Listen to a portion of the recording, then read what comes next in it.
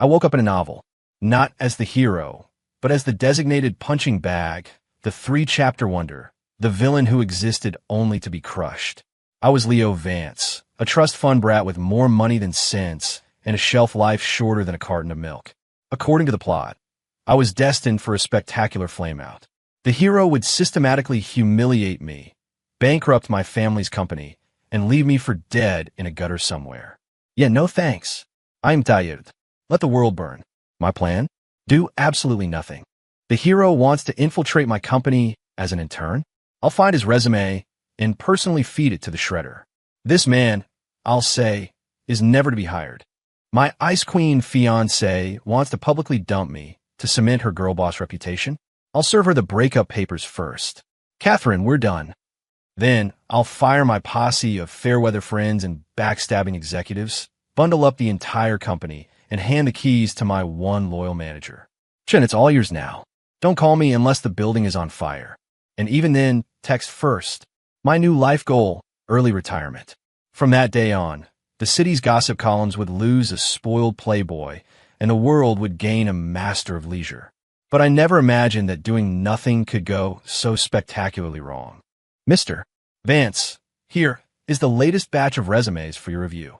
Chun, my perpetually stressed-out assistant, placed a thick folder on the polished mahogany of my desk. I pinched the bridge of my nose, a hangover hammering against my skull like a drum solo. My eyes struggled to focus on the sprawling city skyline framed by the floor-to-ceiling windows of an office, so luxurious it was practically obscene. Wait, wasn't I just pulling an all-nighter in my crappy studio apartment, binge-reading some web novel before my heart gave out?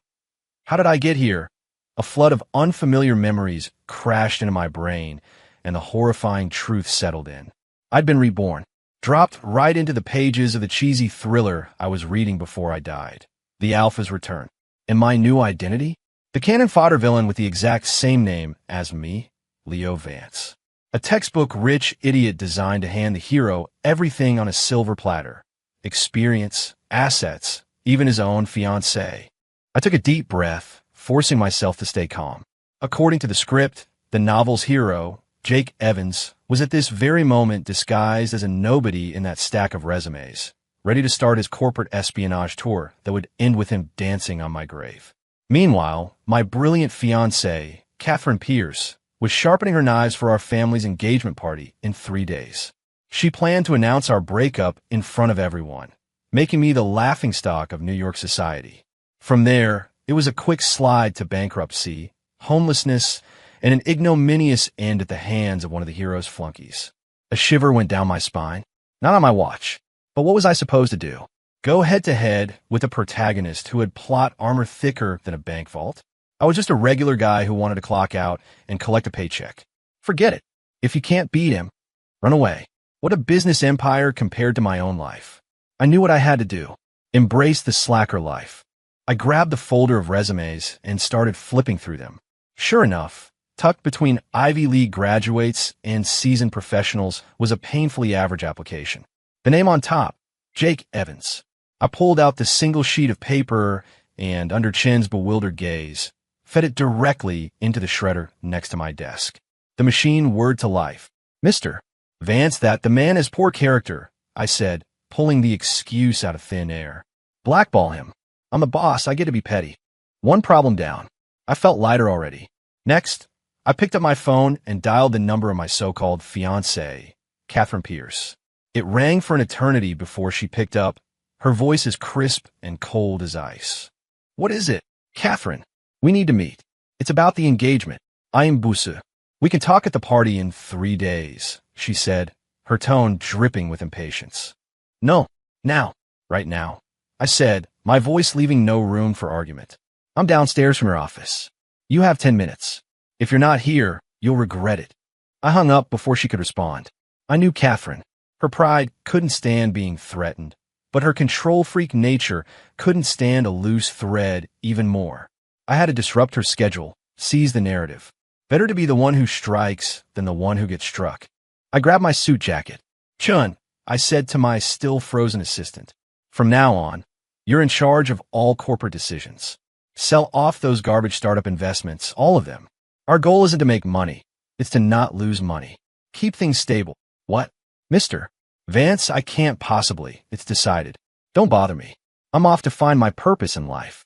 My purpose was to eat well, get in shape, and live to a ripe old age of 99. Alpha heroes and Ice Queen CEOs could all go to hell. Downstairs at Pierce Tower, I leaned against my McLaren, drawing more than a few stares for passersby. It took less than 5 minutes for a striking figure to emerge from the building's revolving doors. Catherine Pierce, dressed in a tailored white pantsuit, her hair in a severe bun, looked every bit the corporate titan. Her eyes, cold and sharp, were fixed on me as she clicked across the pavement in her heels. Leo, what is this ridiculous stunt? Her voice was laced with undisguised contempt. I couldn't blame her. The old Leo was a mess, a playboy who wasn't fit to lick the boots of this business prodigy. I didn't waste time on pleasantries. I pulled a document from my jacket and handed it to her. What's this? She asked, her brow furrowed. The termination of our engagement contract. Her eyes widened just for a second.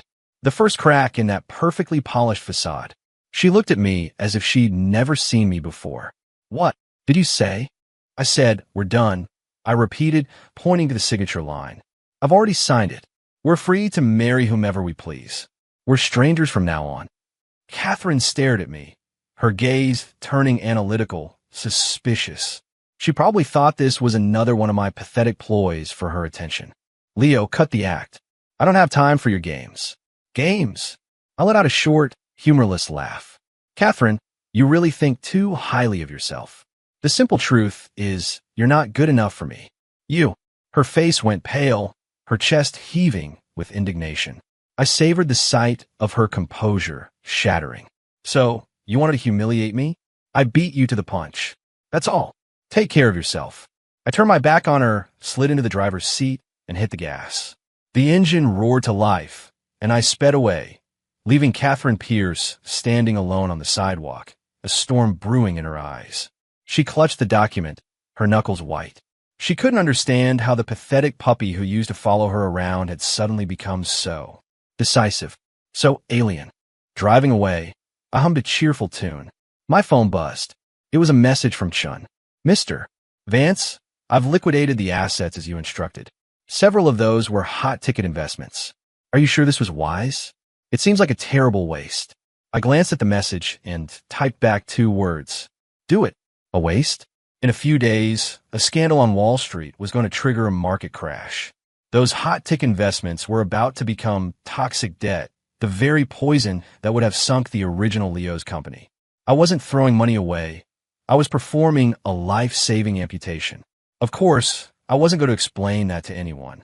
Explaining things is exhausting. It didn't fit my new persona. From this day forward, my retirement begins. First stop, a membership at the most exclusive gym in the city. 8-pack abs, here I come. For the next few days, I vanished. No office, no nightclubs, no contact with my old crowd. My life became a model of discipline. I woke up without an alarm, hit the gym for 2 hours, and then had Chin arrange for a rotating selection of signature dishes from the city's top restaurants to be delivered to my penthouse overlooking the Hudson.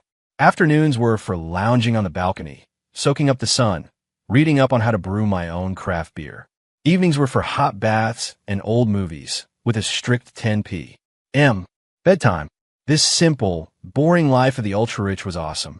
Chin called me several times, his voice growing more frantic with each call. Mr. Vance, you're a prophet. A massive scandal just broke on Wall Street. The market is in free fall. All those assets we dumped are worthless now. The companies that bought them are on the verge of bankruptcy. And then, a day later, Mr. Vance. Not only did we avoid the crash, but by cashing out when we did, we now have billions in liquid capital sitting in our accounts. Everyone is calling you a financial wizard. I was enjoying the jets in my jacuzzi, and I yawned. Good to know. Don't interrupt my bath time. I hung up and sighed in contentment. I wasn't a wizard. I just had the cheat codes. But Chun was proving to be incredibly efficient. Leaving the company in his hands was the right call. Just then, my phone rang again. The caller ID read Catherine Pierce. I silenced it and tossed it aside. But she was persistent, calling again and again. Annoyed, I finally answered. What now, Catherine? Did you lose the papers? There was a pause on the other end. When she spoke, her voice had lost its usual arrogance. It was replaced by something more complex, more hesitant. Did you know something was going to happen? She was talking about the market crash. The Pierce Family Corporation had taken a significant hit. Know what? That you were going to dump me? Honey, I've known that for ages, I said, playing dumb. I'm not talking about that. Her voice was strained. I'm talking about the investments. Why did you sell everything? Oh, that. I shifted into a more comfortable position in the tub. I just had a bad feeling about them. So I sold. Is there a problem? Dead silence. I could almost picture the kaleidoscope of emotions on her face. The man she'd written off as a fool had just executed a maneuver so perfectly timed that even she, a supposed genius, had been caught flat-footed. That kind of cognitive dissonance had to sting. Leo, she finally asked, her voice barely a whisper. Who are you? I chuckled. Someone you'll never be able to afford. Then for the second time, I hung up on her. God, that felt good. Knocking the high and mighty CEO off her pedestal was more satisfying than I could have imagined. In such a good mood, I decided to go out and treat myself.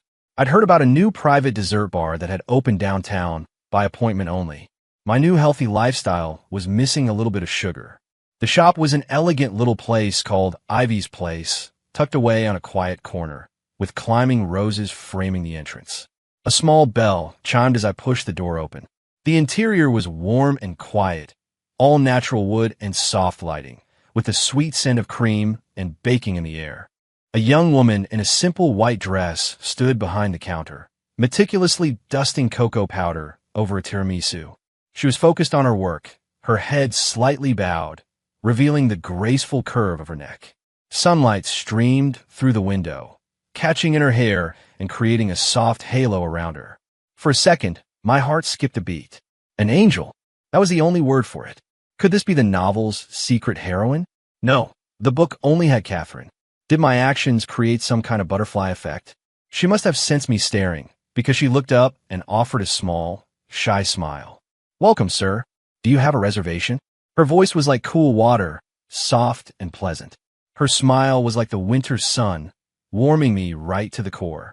I felt a stir of something I hadn't felt in a long time, the basic primal instinct of man. I do. The name's Leo, I said, regaining my composure and taking a seat at the counter.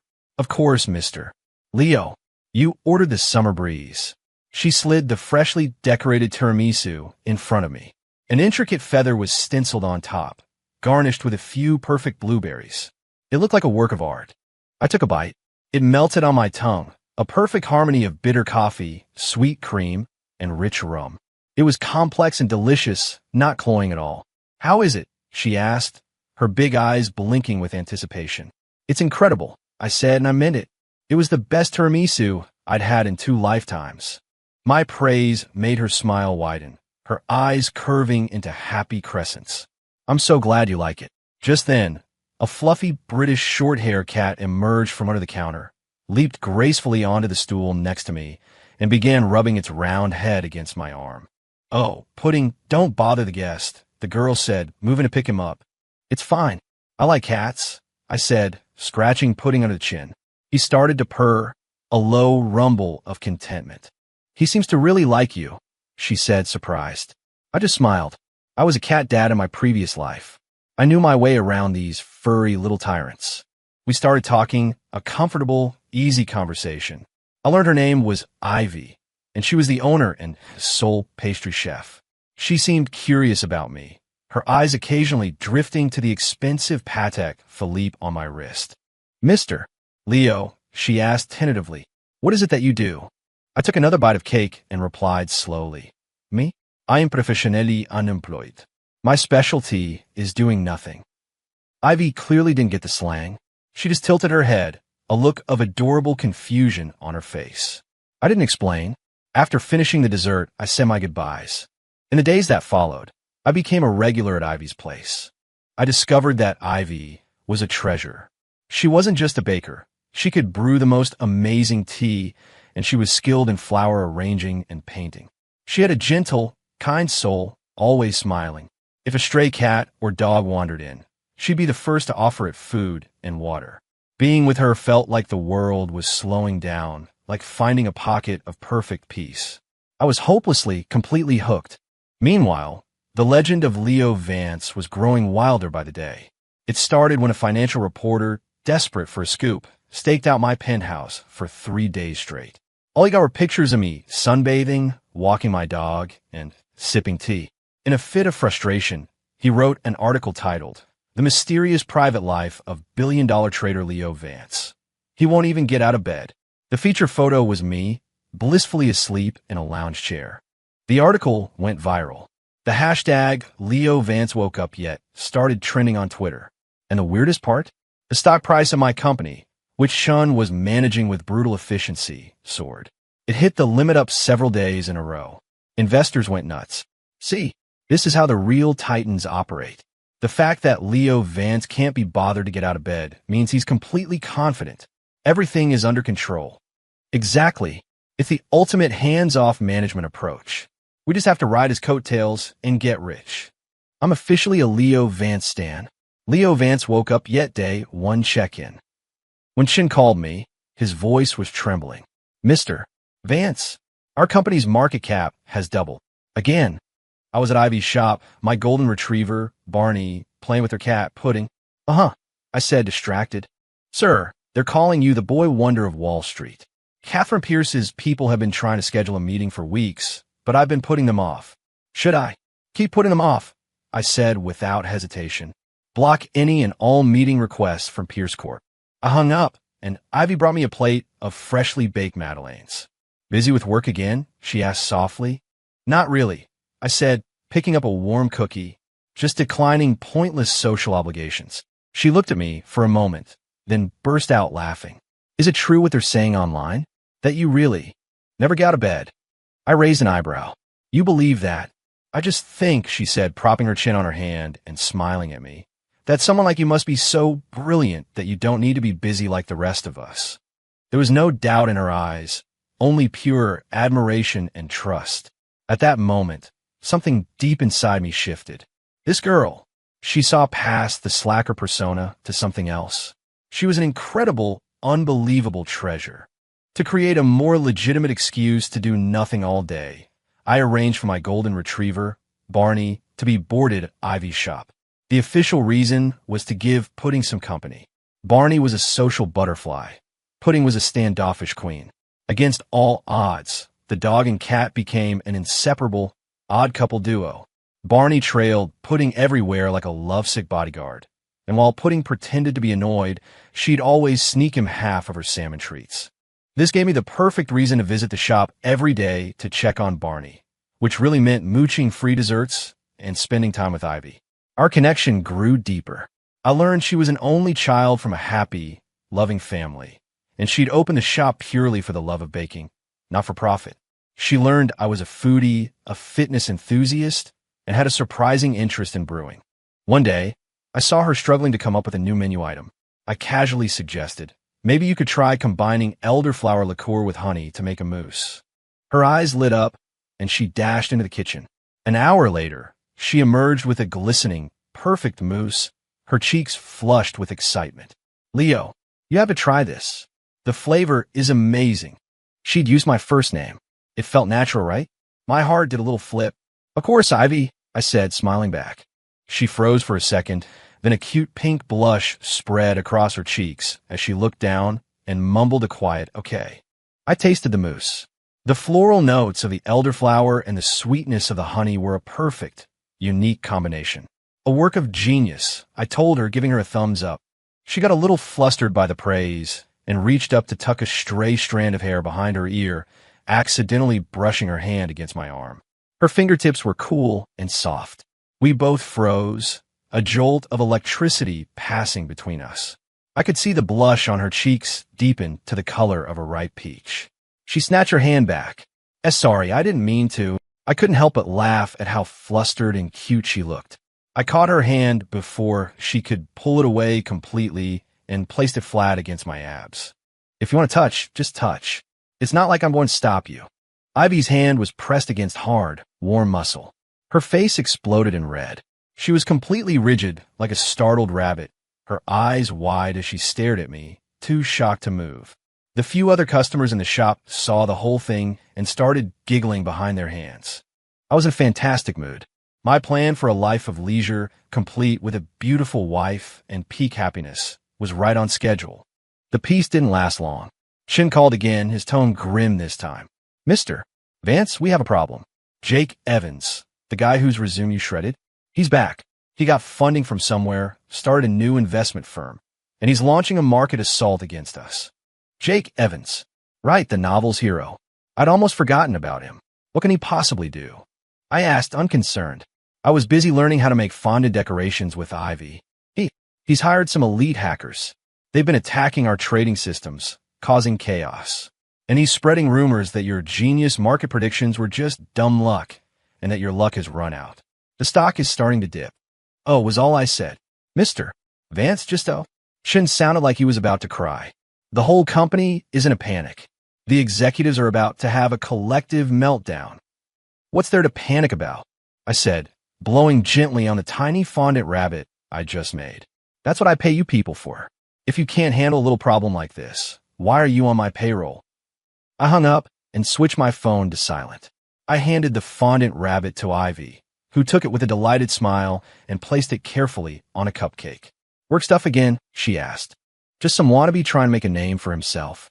Nothing to worry about," I said, dusting the sugar off my hands. And I really wasn't worried. Since taking over, besides firing Jake Evans and dumping those toxic assets, the only other executive decision I'd made was to increase the salaries and bonuses for my entire senior staff by a factor of 10. Money is a great motivator, and I was paying them far beyond any industry standard. My team was practically tripping over each other to prove their worth to their mysterious, invisible boss. They were in a frenzy of overachievement. What chance did a washed-up hero with no plot armor have against a team like that? Sure enough, 2 days later, a victory report from Chun arrived via text. "Mr. Vance, it's done. We not only patched the system, but we backtraced the attack and took down their entire hacker team. Turns out it was one of Pierce Corp's rivals funding the whole thing, using Evans as a pawn. We have concrete proof, our lawyers have been dispatched, and their stock is already in a nosedive. Also, Evans's company is under federal investigation for illegal market manipulation. He's been arrested for corporate espionage. Sir, your foresight is unparalleled. Your hands-off approach is the highest form of mastery." I shook my head at Chin's long-winded praise. I didn't have foresight. I was just lazy. My subordinates were just a pack of wolves fighting for scraps of my approval. As the boss, it seemed there was literally nothing for me to do but lie back and relax. Life at the top, I sighed, staring dramatically at the ceiling, is so lonely. Ivy, who was brushing Barney's fur nearby, shot me a look. "Oh, please. I saw you almost get into a fist fight with Barney yesterday over the last slice of matcha crepe cake." I had nothing to say to that. The annual Foundation Charity Gala was the premier event of the New York social season. As the sole heir to the Vance fortune, I had no desire to go. But then Ivy told me her desserts had been selected for the event, and she had to attend as the head pastry chef. That settled it. I had to be there for her. When I showed up in a tailored suit with Ivy on my arm, we immediately became the center of attention. The men stared at Ivy, who looked radiant. The women stared at me. After all, I was now the city's infamous boy wonder, the slacker genius, and most importantly, single, handsome, and obscenely rich. A parade of socialites tried to strike up conversations, but I politely shut them all down. My eyes were only for Ivy. I adjusted the hem of her dress, fetched her a glass of warm fruit juice she liked, and ignored everyone else. "Are you tired? We can go sit down," I murmured, my voice soft. "I'm okay," she whispered back. "Just a little nervous. There are so many important people here." "Don't worry," I said, ruffling her hair gently. "I'm here." Our cozy little bubble was in stark contrast to the storm brewing in the corner of the room, where Catherine Pierce stood watching us. Tonight, she was still a star, dressed in a stunning black couture gown that made her look like a regal black swan.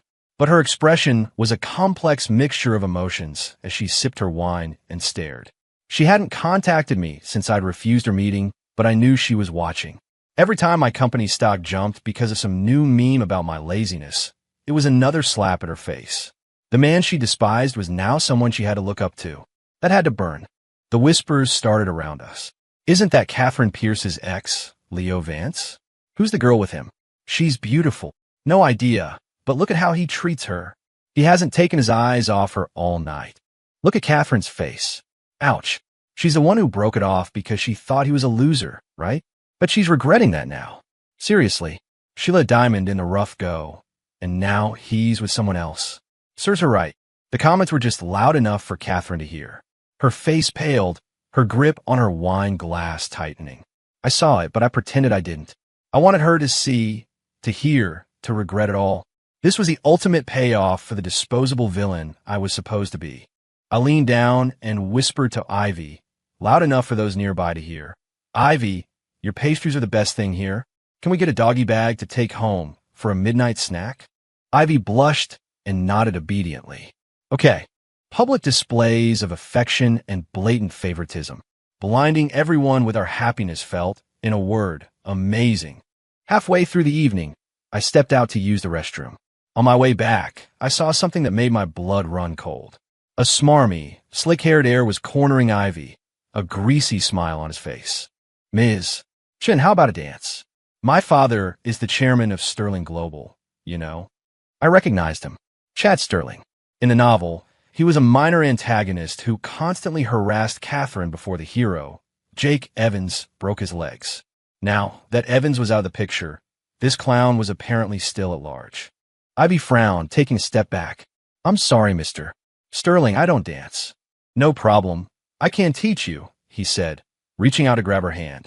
Ivy flinched, trying to pull away. My eyes narrowed, and I started forward, but two shadows moved faster than I did. My bodyguards, appearing out of nowhere, flanked Chad and seized his arms. What the hell? Let go of me. Do you know who I am? He sputtered, a mixture of shock and rage on his face. One of my bodyguards, a man of few words, applied a bit of pressure. There was a sickening crack. Chad let out a scream, like a slaughtered pig, as his wrist bent at an unnatural angle. The entire ballroom fell silent. Everyone stared, horrified.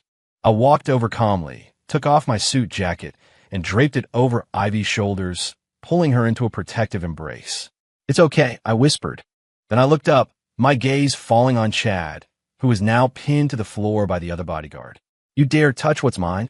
My voice wasn't loud, but it carried the chill of a winter wind, dropping the temperature in the room by 10 degrees. Chad, sweating and pale with pain, finally recognized me. Leo Vance. You can't do this to me. My dad is Marcus Sterling. Oh, Marcus Sterling, I said, nodding thoughtfully. I took out my phone and called Chun. Chun, Sterling Global. I don't want it to exist by sunrise tomorrow. There was a beat of silence on the other end, then a grimly determined, yes, Mr. Vance. I hung up and looked down at Chad as if he were an insect. Now you could go tell your father who did this to you. Chad's face went slack with terror. He finally understood the kind of power he had provoked. The other guests were too scared to even breathe, their eyes filled with a new kind of awe and fear. This was what real power looked like. The ability to erase a billion-dollar corporation with a single phone call. I had no more time for trash. I turned to leave, my arm around Ivy. Catherine stepped into our path, her expression a maelstrom of confusion and shock. Leo, you... I didn't even give her a second glance. I walked right past her, leaving her with a single cold sentence. Get out of the way. The news that Sterling Global had imploded overnight sent shockwaves through the business world. No one knew the details, only that it had been a swift and brutal execution. The stock price crashed, credit lines were frozen, partners pulled out, and banks called in their loans. Marcus Sterling, once a titan of industry, was rumored to have aged 20 years overnight as he filed for bankruptcy. And me, the architect of it all? I was at Ivy's shop, helping her taste test a new batch of cream puffs. This cardamom one is good, but maybe a little too sweet, I offered. Ivy just nodded, distracted. Her eyes were fixed on my face. What? Do I have cream on my nose? I asked. She shook her head, hesitating for a moment before asking. Leo, Sterling Global. Was that really you? Yep, I admitted without shame. She gasped, looking at me like I was some kind of monster. I smiled and gently pinched her cheek. What? Are you scared of me now? She stared at me, then shook her head, her expression firm. No, she said, her voice clear and certain. I'm not scared. I know you're not a bad person. You were just protecting me. A warmth spread through my chest. Was this what unconditional trust felt like? No matter how insane my actions seemed to the rest of the world, she would always believe in me. You silly girl, I said, pulling her into my arms and kissing her on the forehead. Catherine Pierce, on the other hand, was not having a good time. She had witnessed the fall of Sterling Global firsthand, and the sheer, overwhelming force of it had left her feeling terrified and powerless. She started digging into my background, trying to understand. But the results only confused her more. My file read like the biography of Slacker. My daily schedule consisted of the gym, restaurants, and Ivy's dessert shop. No secret meetings, no backroom deals. I was a complete outsider. And yet, this slacker could predict a global financial crisis and destroy a billion-dollar empire with a word. How was that possible? Sitting alone in her vast office, Catherine felt a deep, unsettling doubt for the first time in her life. She remembered the mocking look in my eyes when I'd handed her the breakup papers. She remembered me telling her she couldn't afford me.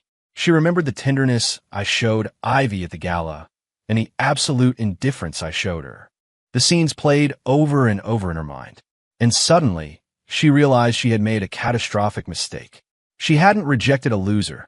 She had rejected a dragon hiding in plain sight. He wasn't incapable. He was simply uninterested. And when he finally decided to show his teeth, the world trembled. And she, Catherine Pierce, had personally pushed that dragon away. A wave of regret, so powerful it felt like drowning, washed over her.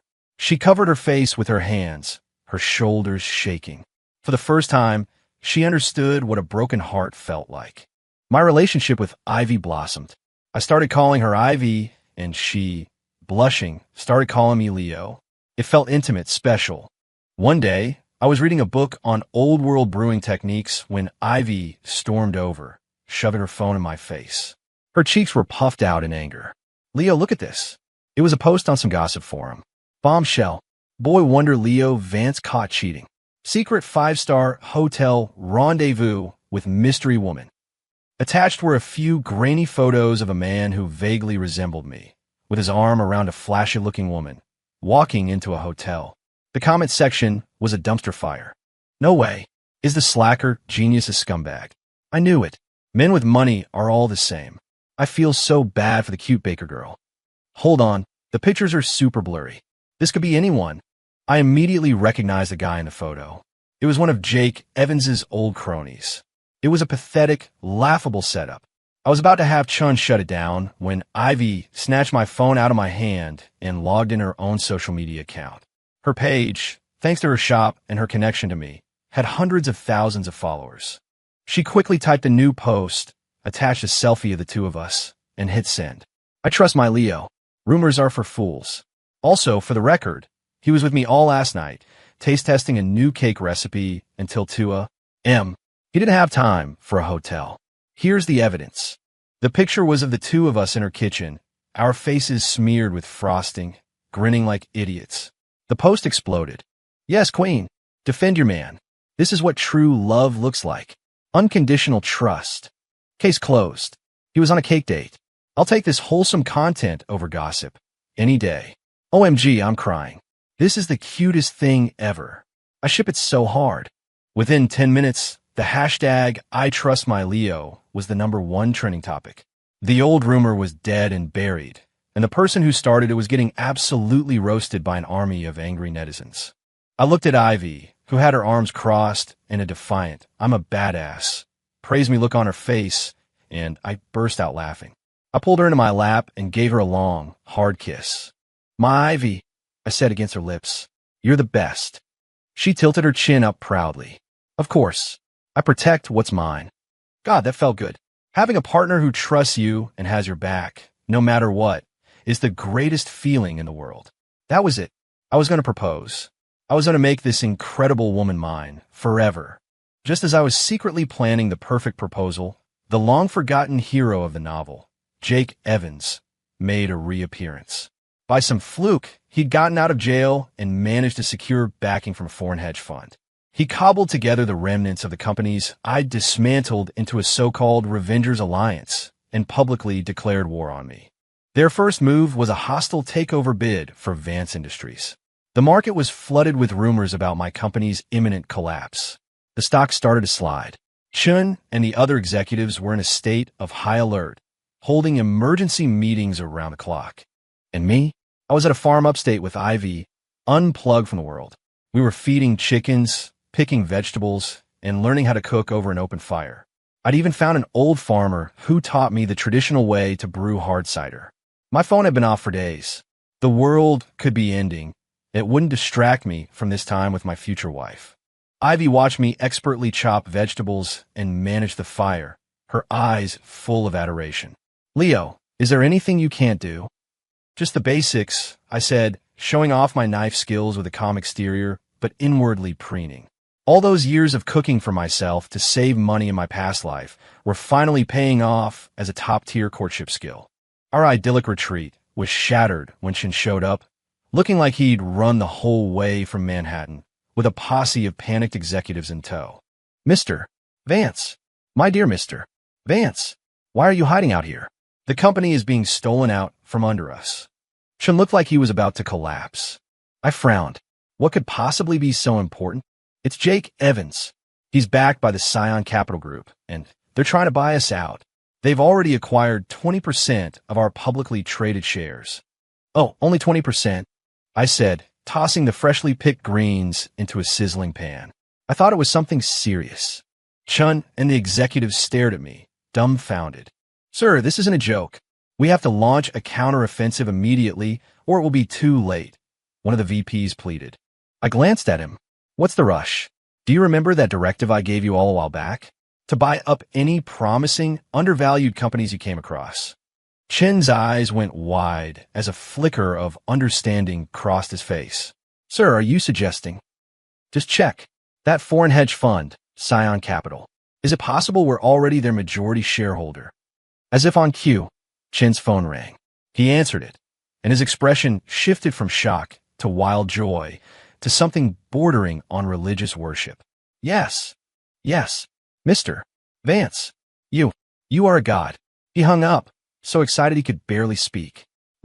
Last month, we finalized the acquisition of a controlling interest in their parent corporation.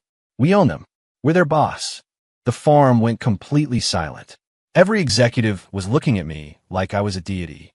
I just calmly stirred the vegetables in the pan. "Well, there you go," I said without turning around. "Let them fight amongst themselves. Now, if you'll excuse me, I have to make dinner for my fiancée. Winning by doing nothing. It really is that simple." Jake Evans's Revengers Alliance became the biggest joke on Wall Street. The very ammunition he was using to attack my company was being supplied by my company.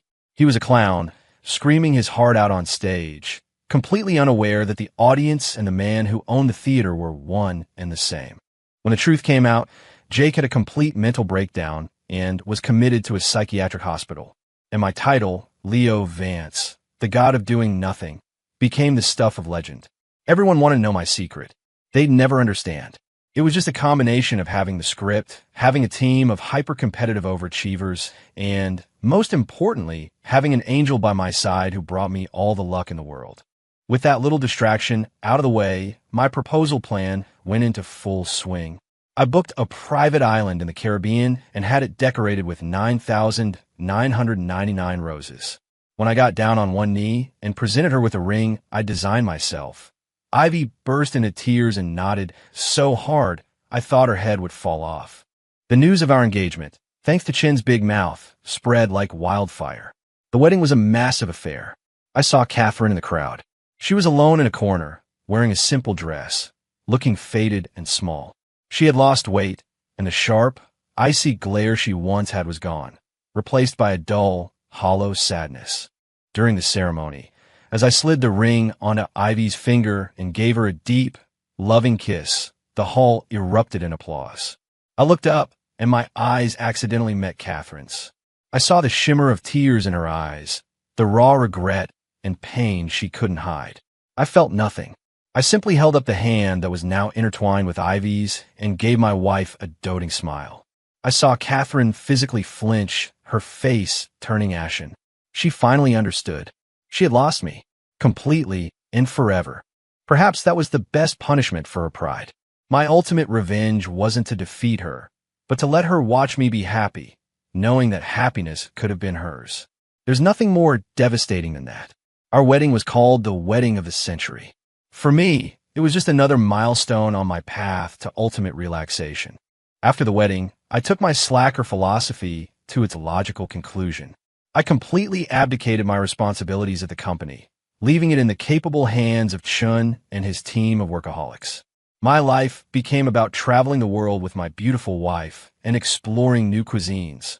Ivy expanded her dessert shop into a successful chain, becoming a celebrated pastry chef in her own right. We'd occasionally post snapshots of our life on social media.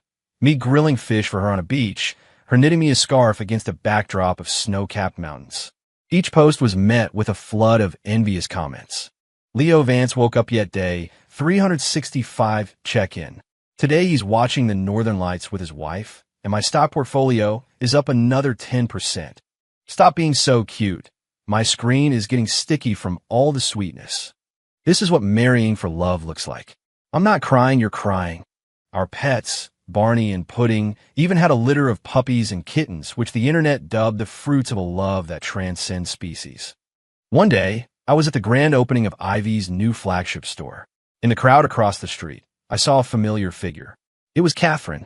She was dressed in casual clothes, stripped of her former power suit armor. She just looked normal. She didn't approach, just watched from a distance as I wiped a smear of cream from the corner of Ivy's mouth. Our eyes met for a fraction of a second. I didn't look away. I didn't gloat. I just gave her a polite, distant nod. Then I turned back to my wife, back to my life. Her journey, her regrets, had nothing to do with me anymore. Everyone pays the price for their choices. I just happened to choose the easiest path. The path of lying down next to the person I love and never getting up. Years later, the sun is warm on my private island. I'm lounging in a beach chair, a grill I built myself, sizzling with freshly caught fish. Ivy is next to me in a flowing sundress, watching me with a smile that still makes my heart race. Our kids are chasing each other down the beach, Barney and Pudding lazing at their feet. Chin calls, "Mr. Vance, we did it." Vance Industries is officially #1 on the Fortune 500. His voice is thick with emotion. "Oh," I say, flipping a fish. "Good to know. Sir, is that all you have to say?" I think for a moment. Yeah, the fish is almost done. Make sure that new flavor of gelato I order gets flown in by tomorrow. And stop calling me with these minor updates. I'm busy living my life. I hang up and slide half the grilled fish onto Ivy's plate. She takes a bite, her eyes lighting up. Delicious. I smile. What is success? Topping the Fortune 500? Having more money than God? No. For me, success is this. My wife by my side, my children laughing, good food, and a gentle breeze. Achieving the greatest possible success with the least possible effort. That's the true meaning of winning. That was the perfect life I wanted. The setting sun paints the ocean in shades of gold and orange. I look at Ivy's face, illuminated by the warm light, and feel a profound sense of peace. My life is just beginning. My life is already perfect. End.